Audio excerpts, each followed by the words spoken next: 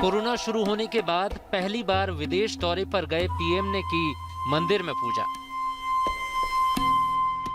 बांग्लादेश के दौरे पर दो मंदिरों में गए मोदी। सतखीरा के जेशोरेश्वर काली मंदिर में प्रधानमंत्री ने की पूजा। प्रधानमंत्री मोदी ने मां काली को पहनाया मुकुट।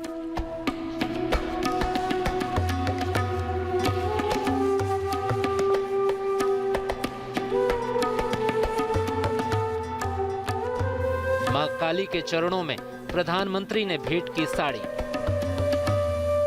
काली मंदिर में पीएम ने की पूजा।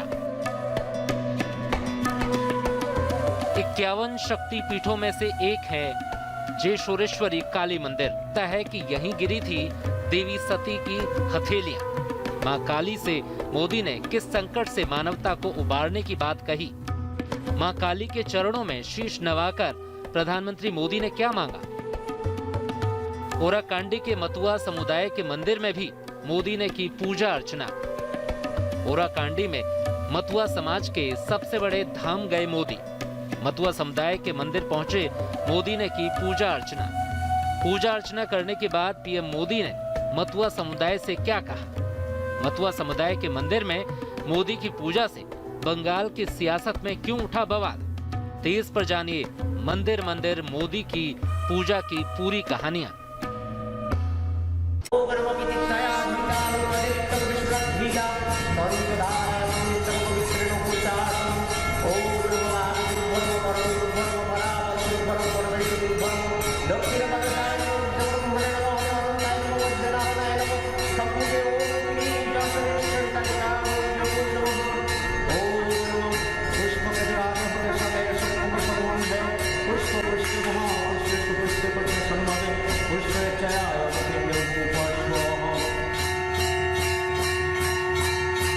शक्ति की आराधना और शांति का संदेश।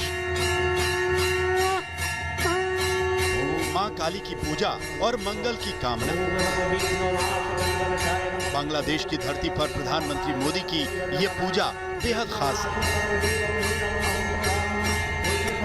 क्योंकि ये भक्ति और आध्यात्म के साथ साथ दोनों देशों के बीच की कूटनीति की नई पहल का प्रतीक है। और सबसे बड़ी बात वो संदेश है जो इस पूजा के जरिए सरहद के इस पार पश्चिम बंगाल के लोगों तक पहुंच रहा है। सुबह सुबह जब पश्चिम बंगाल में पहले चरण की वोटिंग शुरू हुई तो ठीक उसी दौरान पीएम मोदी बांग्लादेश के सतखीरा स्थित जेशोरेश्वरी काली मंदिर में पूजा अर्चना के लिए पहुंच गए। हिंदू मान्यताओं के मुताबिक 12वीं शताब्दी का ये प्राचीन जेशोरेश्वरी मंदिर 51 शक्तिपीठों में से एक। पीएम मोदी ने मंदिर में पूरे विधि विधान से पूजा की और फिर पूजा के दौरान उन प्रतीकों का भी खास ख्याल रखा जिससे बंगाली जनमानस अपना जुड़ाव महसूस करते हैं।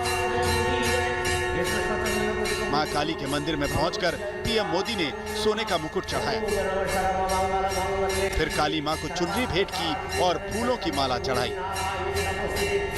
शक्ति के मंत्रों के उच्चारण के बीच प्रधानमंत्री मोदी काफी देर तक जेशोरेश्वरी मंदिर की मूर्ति के सामने भक्ति भाव में बैठे रहे। पूजा अर्चना के दौरान पीएम मोदी की तन्मयता और तल्लीनता देखने लायक थी। इसके बाद प्रधानमंत्री मोदी ने परंपरा के मुताबिक मंदिर की 7 बार परिक्रमा की और कोरोना काल में लोगों के बेहतर स्वास्थ्य की कामना की। मां काली का वरदहस्त आज मानव जात जिस कोरोना के कारण अनेक संकटों से गुजर रही है, मां से यही प्रार्थना है कि पूरी मानव जात को इस कोरोना के संकट से जल्द मुक्ति दिलाएं। शक्ति के स्वरूपों के प्रति पीएम मोदी की भक्ति के भाव से हर कोई परिचित है। चैत्र और शारदीय दोनों ही नवरात्रि में प्रधानमंत्री 9 दिनों का व्रत रखते हैं और उन्हें जब भी मौका मिलता है तो शक्तिपीठ पहुंचकर माता के सामने अपना शीश झुकाते हैं। उसी सप्ताह के बाद चैत्री नवरात्रि का प्रारंभ होगा। इस पवित्र पर्व के प्रारंभ होने के पूर्व 51 शक्तिपीठों में से एक मां काली के चरणों में आने का आज मुझे सौभाग्य मिला है। बांग्लादेश में जब मैं 2015 में आया था तो मां ढाकेश्वरी के चरणों में शीश झुकाने का अवसर मिला था। आज मां काली के चरणों में आशीर्वाद प्राप्त करने का मुझे सौभाग्य प्राप्त हुआ है। बांग्लादेश स्थित जशोरेश्वरी शक्तिपीठ में पीएम मोदी की पूजा को लेकर यहां खास तैयारियां की गई थी। मोदी के दौरे को देखते हुए कुछ दिन पहले ही जशोरेश्वरी काली मंदिर का जीर्णोद्धार भी कराया गया था। साफ जाहिर है कि मां काली की मंदिर में पीएम मोदी की पूजा की अहमियत को बांग्लादेश की सरकार भी अच्छे से समझ रही थी। मंदिर में पूजा के बाद पीएम मोदी ने बांग्लादेश की धरती से दुनिया को शांति का संदेश दिया। जशोरेश्वरी मंदिर में पीएम मोदी पहुंचे तो स्थानीय लोगों का उत्साह भी देखने लायक था। मंदिर के बाहर स्थानीय महिलाएं पुरुष ढाक के धुनों पर लोक नृत्य करते नजर आई। सर्वे भवन्तु सुखिनः जिस मंत्र को हमने जिया है, वसुधैव कुटुंबकम, जो हमारे संस्कार की विरासत है, हम पूरी मानव जात के कल्याण के लिए प्रार्थना करते हैं।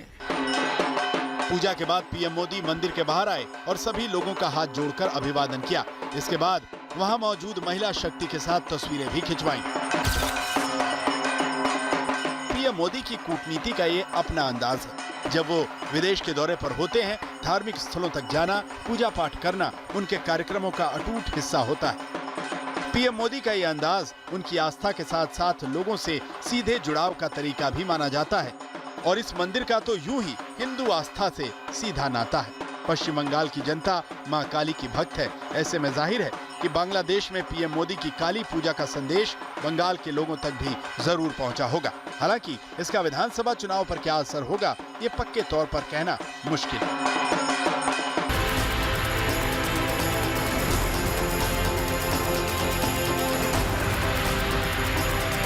महात्मा संप्रदाय के मेरे हजारों लाखों भाई बहन ओराकांदी आकर जो महसूस करते हैं, आज मैं भी वही महसूस कर रहा हूं। हम लोग बहुत खुश हैं। इसे संयोग कहें, प्रयोग कहें या फिर महायोग। एक ओर पश्चिम बंगाल में मतदान तो दूसरी ओर बांग्लादेश में मोदी की आस्था कूटनीति।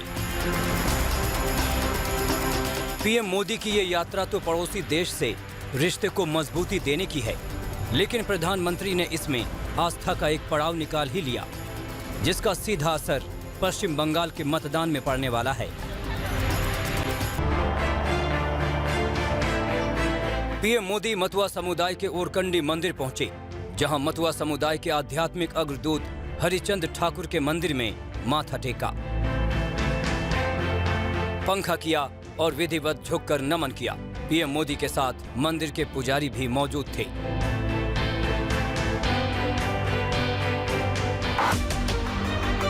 ये मतुआ समुदाय के आध्यात्मिक अग्रदूत हरिचंद ठाकुर का मंदिर है। हरिचंद ठाकुर मतुआ समुदाय के धार्मिक जागरण के जनक थे। मतुआ समुदाय में उन्हें भगवान का दर्जा है। इस मंदिर की देखरेख हरिचंद ठाकुर की छठी पीढ़ी करती है, जहां साल में एक बार मतुआ समुदाय के लोग जरूर दर्शन करने के लिए आने की कोशिश करते हैं। ऐसे में ये जगह मतुआ समुदाय की आस्था का केंद्र है। पीएम मोदी का बांग्लादेश दौरा भले ही कूटनीति के लिहाज से बेहद अहम हो, लेकिन दौरे का दूसरा दिन पूरी तरह से सियासी रंग में रंगा दिखा। मुल्क भले ही दूसरा हो, लेकिन सीधा असर बंगाल के चुनाव पर पड़ने वाला है। आस्था से वोट बैंक साधने की कोशिश है।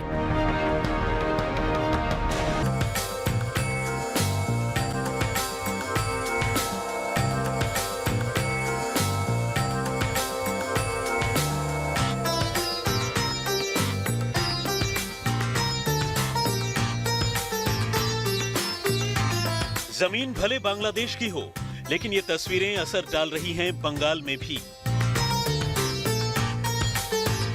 मुलाकात भले ही बांग्लादेश के मतुआ समुदाय से हो, लेकिन इसका असर भारतीय मतुआ समुदाय के वोट बैंक पर पड़ने वाला है।